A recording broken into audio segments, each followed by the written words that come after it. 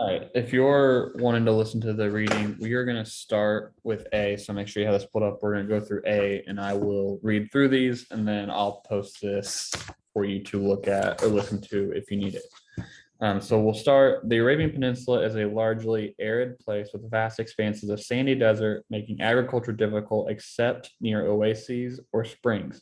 Arabia has a few lakes or permanent rivers. Most areas are drained by ephemeral water courses called wadis, which are dry except during the rainy season. Plentiful ancient aquifers exist beneath much of the peninsula. However, and where this water surfaces, oases form. Examples are the Al Hassa and Katif, two of the world's largest oases, and permanent agriculture, especially palm trees, which allow the peninsula to produce more dates than any other region in the world. In ancient times and in the time of Muhammad, around the year 600, this landscape was dotted with towns and cities, with two of the most prominent being Mecca and Medina. Medina was a flourishing agricultural settlement, while Mecca was an important economic and religious center for many surrounding tribes. Indigenous Arabs were either nomadic or sedentary, the former commonly referred to as Bedouin, traveling from one place to another seeking water and pasture for their flocks, while the latter settled and focused on trade and agriculture. Bedouin survival also depended on raiding caravans or oases, and nomads did not view this as a crime so much as a toll for passing through tribal territory. Whether nomadic or sedentary, communal life was essential for survival in these desert conditions, supporting indigenous tribes against a harsh environment and lifestyle. Tribal grouping was encouraged, with unity being based on blood relations. In pre-Islamic Arabia, gods and goddesses were viewed as protectors of individual tribes, their spirits being associated with sacred trees, stones, springs, and wells. Monotheistic communities also existed in Arabia, including Christians and Jews. Prior to the spread of Islam throughout the Arabian Peninsula, the Kaaba shrine in Mecca was a holy site for the various Bedouin tribes of the area. Once every lunar year, the Bedouin tribes would make a pilgrimage to Mecca. The Kaaba housed at least 360 idols of tribal patron deities, including Hubal, Allah, and even Christian figures.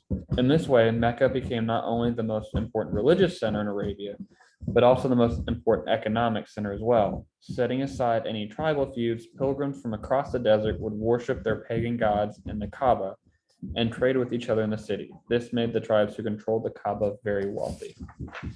All right, so that was A. And now we're going to go on to B. Muhammad was born about the year 570 CE. He belonged to the Banu Hashim clan, part of the Quraysh tribe, one of Mecca's most prominent families.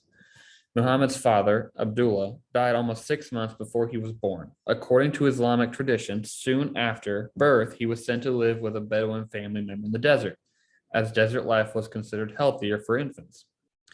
Muhammad stayed with his foster mother, Halima bint Abi Duaib, and her husband until he was 2. At the age of 6, Muhammad lost his biological mother, Amina, to illness and became an orphan. For the next 2 years, until he was 8, Muhammad was under the guardianship of his paternal grandfather, Abd al-Muttalib, of the Banu Hashim clan until his death. He then came under the care of his uncle, Abu Talib, the new leader of the Banu Hashim. According to Islamic historian William Montgomery Watt, Muhammad's guardians saw that he did not starve to death, but it was hard for them to do more for him, especially as the fortunes of the clan of Hashim seem to have been declining at that time.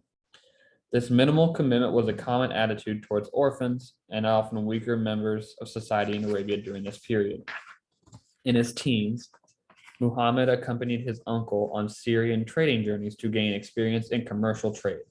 Islamic tradition states that when Muhammad was either 9 or 12, while accompanying the Meccan caravan to Syria, he met a Christian monk or hermit named Bahira, who is said to have foreseen Muhammad's career as a prophet of God.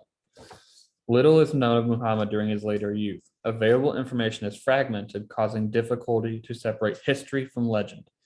It is known that he became a merchant and was involved in trade between the Indian Ocean and Mediterranean Sea. Due to his upright character, he acquired the nickname Al-Amin, in Arabic meaning faithful, trustworthy, and Al-Sadiq meaning truthful. and was sought out as an impartial arbitrator. His reputation attracted a proposal in 595 from Khadijah, a 40-year-old widow, some 20 years his elder. Muhammad consented to the marriage, which by all accounts was a happy one. Several years later, according to a narration collected by historian Ibn Ishaq, Muhammad was involved with a well-known story about setting the black stone in place in the wall of the Kaaba in 605. The black stone, a sacred object, was removed during renovations to the Kaaba. The Meccan leaders could not agree which clan should have the honor of returning the black stone to its place. They decided to ask the next man who came through the gate to make that decision. That man was the 35-year-old Muhammad.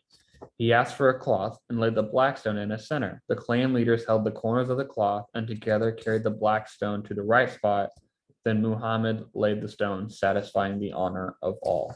Okay, that is the documents that you needed to read for today. The questions are there too. If you guys have any questions, let me know.